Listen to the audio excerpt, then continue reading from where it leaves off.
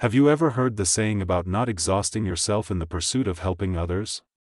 It's a wise reminder that finds its reflection in ancient Confucian philosophy. Kindness has always been valued as a virtue, yet many distort this noble principle, becoming victims of their own self-destructive kindness. But what is the cost of this excessive kindness when it depletes your own resources, energy, and well-being? The truth is that generosity that neglects one's own needs is not a virtue but rather a path to self-destruction. Many have lost their way by giving too much of themselves and ultimately feeling depleted.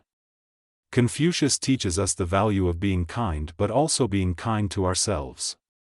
He calls for the art of balanced generosity that enriches our actions and protects our own well-being.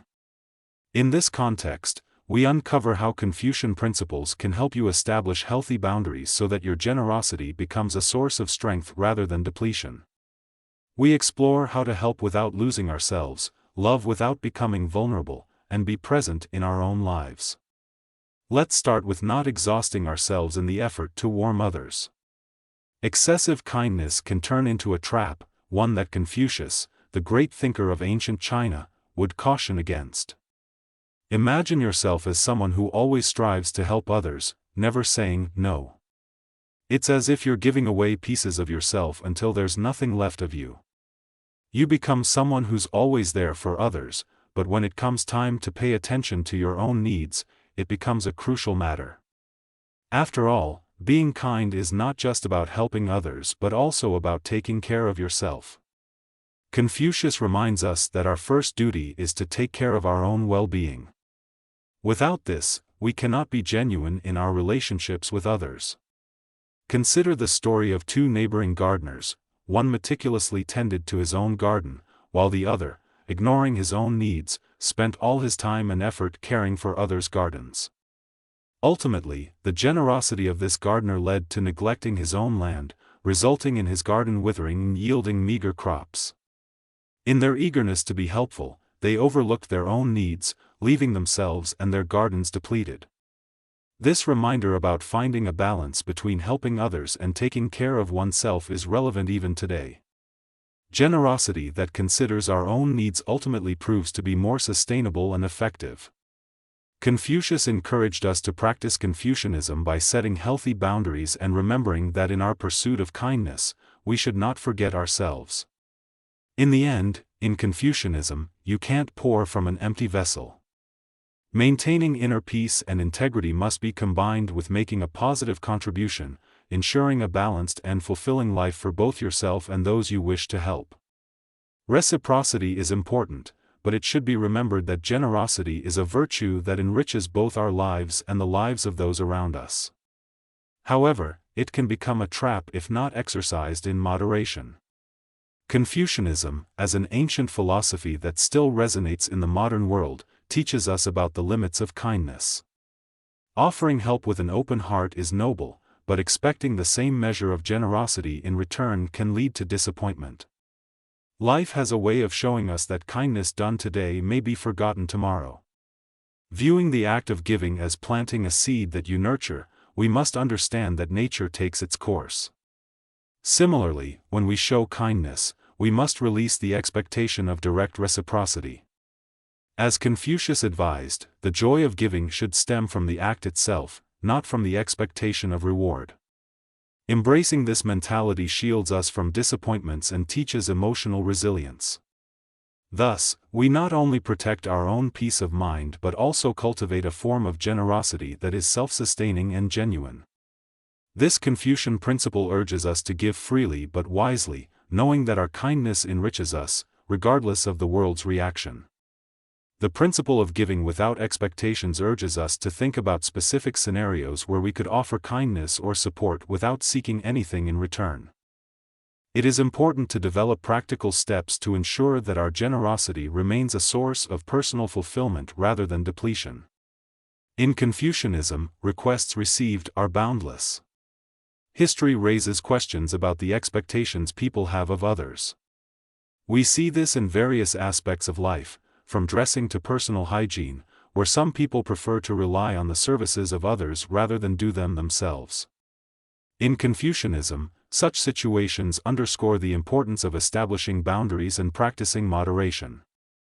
These principles enable us to act with intention and maintain our emotional well-being. Confucianism doesn't reject assistance but emphasizes the quest for balance. It means we shouldn't lose ourselves in the process of supporting others. It's essential to understand that genuine relationships are built on authentic connections, not transactional exchanges. The story of a mother and her adult daughter in picturesque village underscores this lesson.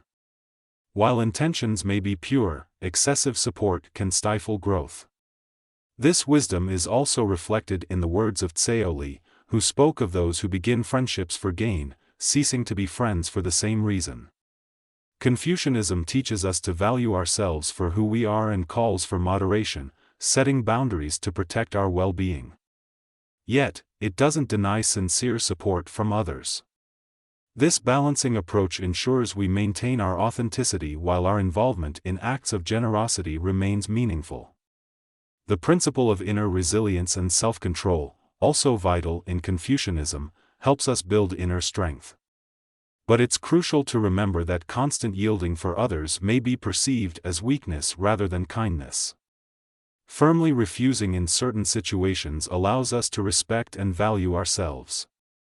In the context of Confucianism, what you think of yourself matters much more than others' opinions of you.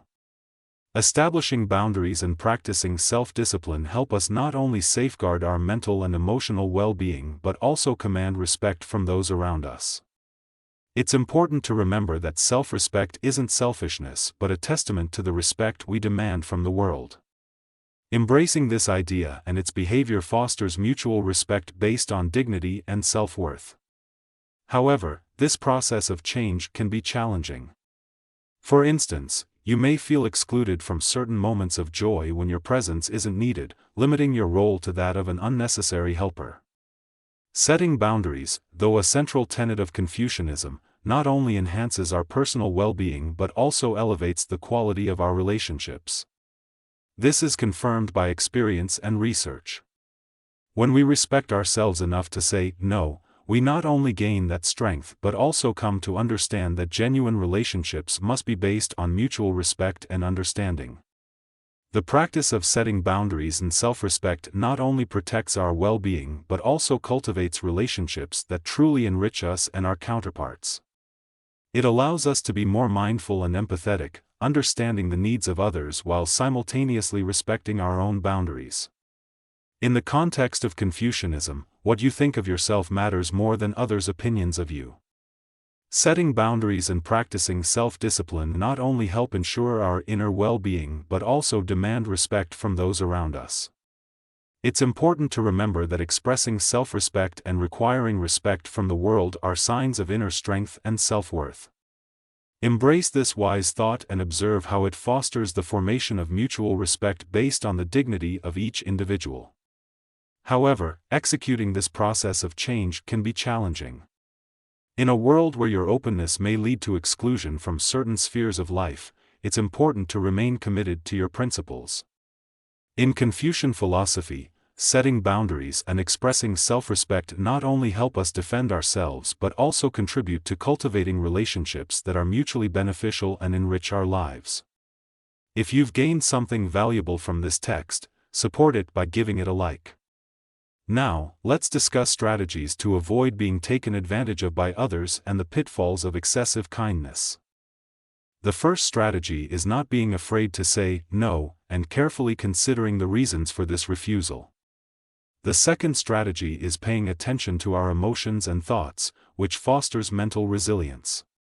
The third strategy is prioritizing our own well-being while also attending to the needs of others.